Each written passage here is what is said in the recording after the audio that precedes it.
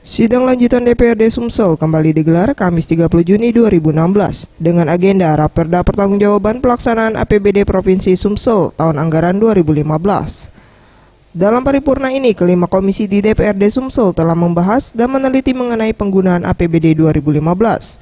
Di antaranya, anggaran Dinas Kelautan dan Perikanan Sumsel pada tahun 2015 telah melaksanakan 10 program dari 51 kegiatan dengan memakai APBD 2015 sebesar 37 miliar dan terrealisasi sebesar 36 miliar. Menurut Giri Ramanda, Ketua DPRD Sumsel, meski masih terdapat beberapa catatan, namun 93% penggunaan APBD Sumsel mengikuti apa yang menjadi ketentuan peraturan perundang-undangan mengenai keuangan.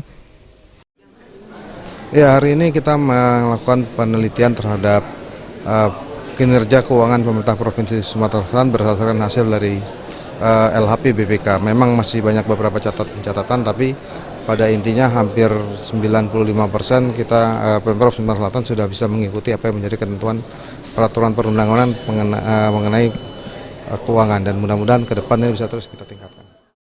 Alex Nurdin, Gubernur Sumsel, dalam paparannya sangat mengapresiasi yang telah memberikan pandangan dan masukan yang positif serta konsumtif sebagai bahan penyempurnaan kegiatan. Pada kesempatan yang berbahagia ini, kami mengucapkan terima kasih dan penghargaan yang setinggi-tingginya kepada seluruh anggota Dewan yang terhormat, baik yang tergabung dalam badan musyawarah, fraksi-fraksi, dan komisi-komisi DPRD yang telah memberikan pandangan dan masukan yang positif dan konstruktif sebagai bahan untuk penyempurnaan pelaksanaan kegiatan ke depan. Mega Dwi Handayani, Anugerah Sandi Pratama, Sriwijaya TV.